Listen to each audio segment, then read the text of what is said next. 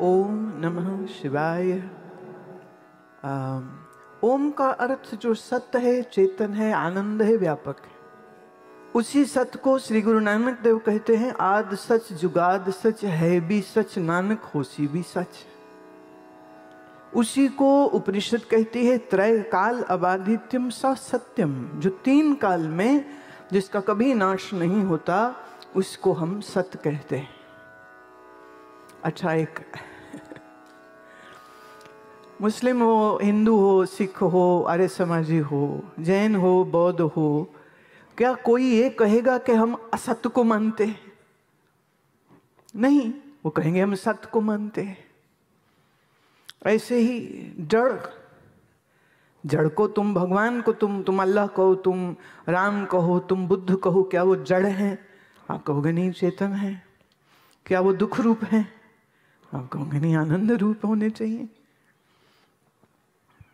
और क्या वो किसी एक जगह में है? अब यहां पर आकर के कुछ मजहब फंस जाएंगे, क्योंकि कईयों ने अपने भगवान को ऊपर पता नहीं कहां वहां बैठा रखा है। कोई कहता है वहां सचखंड है, कोई कहता है वहां जन्नत है, कोई कहता है भगवान का घर 7 तलों के बाद 8वें पे आता है।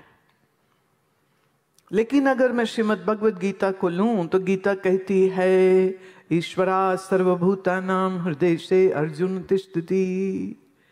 जो सर्वभूतों में है वही तुम्हारे भी हृदय में है।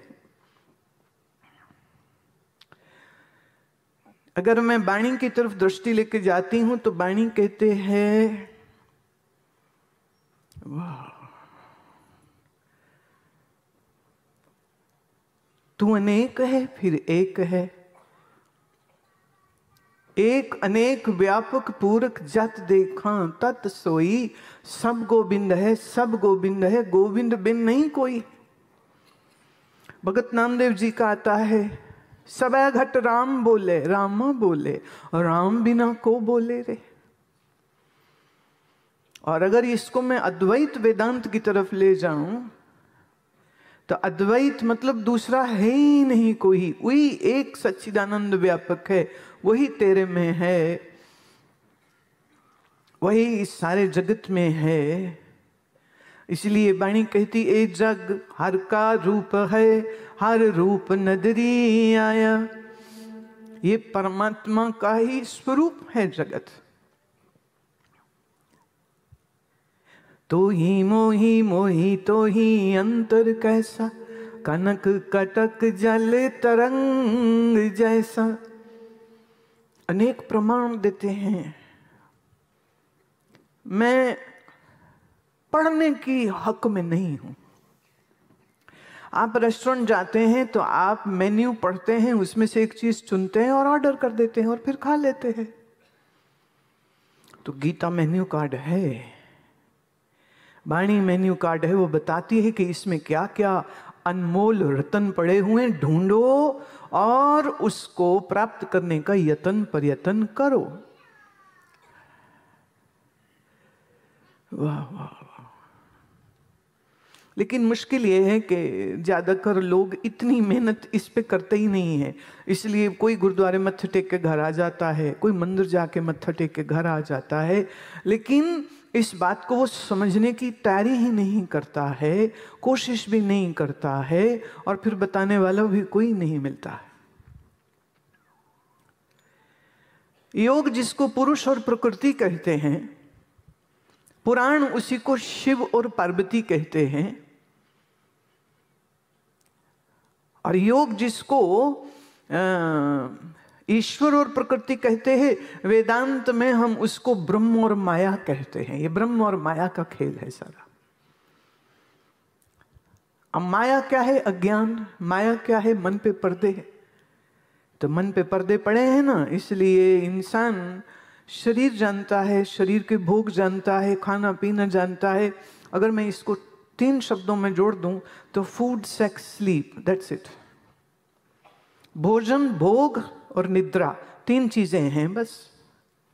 पढ़ाई किस लिए? इसीलिए खूब भोग भोगें, खूब अच्छा घर हो, खाने को अच्छा हो, पीने को अच्छा हो, घूमने को अच्छा हो, उसके लिए चाहिए पैसा, पैसे के लिए चाहिए जॉब, और जॉब के लिए चाहिए पढ़ाई, और कभी कभी किसी बड़े आदमी की सिफारिश। तो योग्यता हो न हो उसको मिल जाते हैं। फिर कई लोग बड़ा पिटते हैं कि भाई हमको नहीं मिली, हम तो मेहनत करी, ये दूसरे बंदे को मिल गई क्योंकि वो रिश्तेदार था किसी राजनेता का। फिर बड़े दुखी होते हैं। मैं आपसे एक निवेदन कर दूं, मेरा ये मानना है कि तुम नौकरी पाने वाले नहीं, तुम नौकरी देने वाले बनो। आप नौकरी के पीछे क्यों भागते हो? इतनी योग्यता बनाइए। मैं 2 दिन पहले एक महाराष्ट्र में है, वो देख नहीं सकते हैं जन्म से, और कोविड से थोड़ा पहले उन्होंने मोमबत्ती का बिजनेस शुरू किया, कैंडल्स बनाते थे। धीरे धीरे वो इतनी चली इतनी चली इतनी चली कि आज वो 8,000 नेत्रहीनों को अपनी कंपनी में जॉब दे रहे हैं, और उनकी आमदनी इस समय 300 करोड़ की कंपनी खड़ी कर दी है उस इंसान। आंखें नहीं है उसके, पर विजन है उसके पास। एक व्यक्ति नेत्रहीन होने के बाद कहीं नौकरी मानने नहीं गया।